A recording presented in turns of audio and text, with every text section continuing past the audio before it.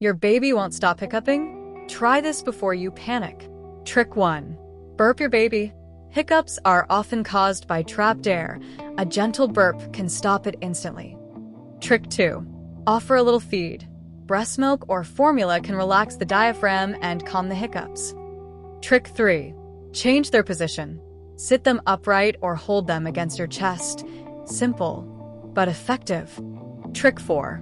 Take a feeding break. If hiccups start during feeding, pause for a moment before continuing. Trick 5.